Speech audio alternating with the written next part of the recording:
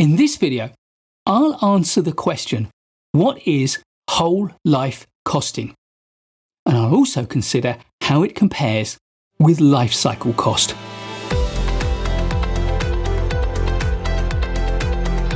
When you buy something, the costs of buying it are often only a small part of the total cost of owning it. Often, the costs of running and maintaining an asset are many times the cost of creating and buying it. In the context of an office building, the ratio can be as much as many hundreds to one.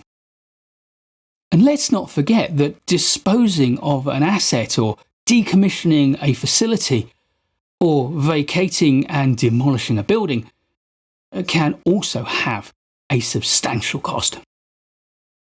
Therefore, we need to take all of these costs into consideration when making a commissioning or procurement decision. This is particularly the case with certain specific classes of assets where the maintenance costs or the decommissioning costs are particularly high. So, when you create your business case, investment appraisal or project proposal, you need to ensure that you take into account all of these costs and present a whole life cost. So, a whole life cost is the total expense of owning an asset over its entire life, from purchase to disposal. It is also known as a lifetime cost, or the cradle to grave cost, or even the womb to tomb cost. Whole life costs include many things, although not all of them will be relevant to every type of project.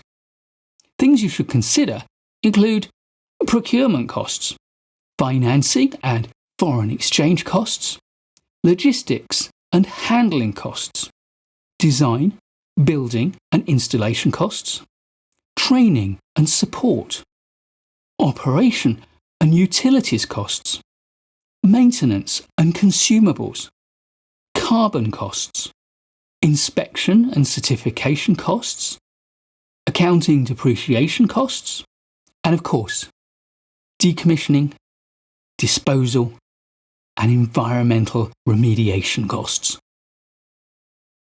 Some of these elements, of course, will be difficult to calculate. You need to make estimates of life expectancy and, crucially, cost regimes and interest rates and exchange rates far into the future. This is especially difficult for assets with decades-long expected lifespans. However, when comparing one project with another, what matters is that you make consistent assumptions against all of your options.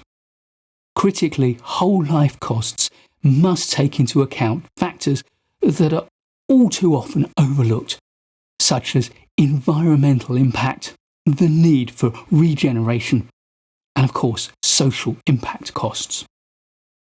Whole life costing is often illustrated with an iceberg model.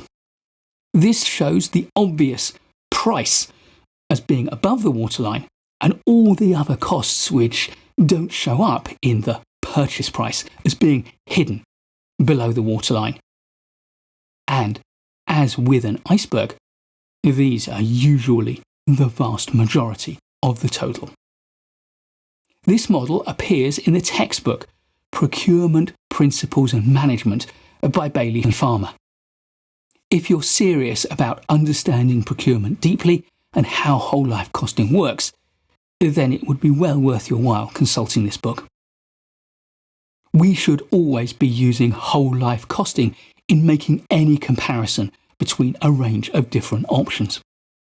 For example, the options of doing nothing, refurbishing an existing building, or knocking it down and creating a new building.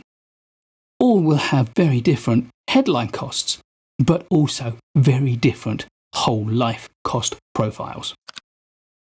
A proper options appraisal exercise needs to look at each of the options as whole life exercises.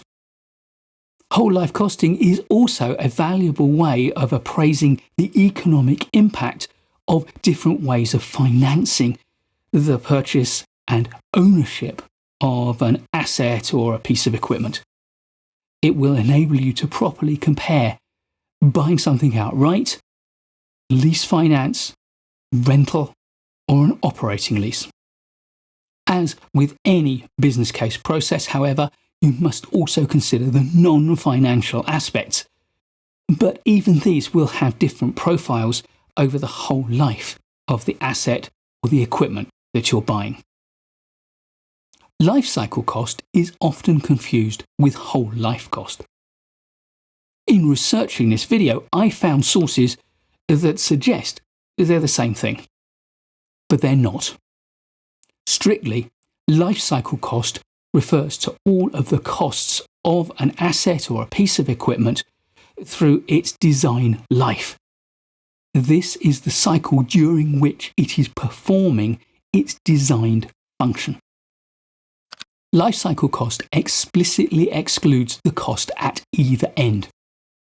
That is, the cost of procurement, shipping, and commissioning of the asset, and the end-of-life cost of decommissioning and disposal. Life cycle cost can be an important measure, but in any appraisal of any project, it's whole life cost that matters. Please do give this video a like if you've enjoyed it or learned from it.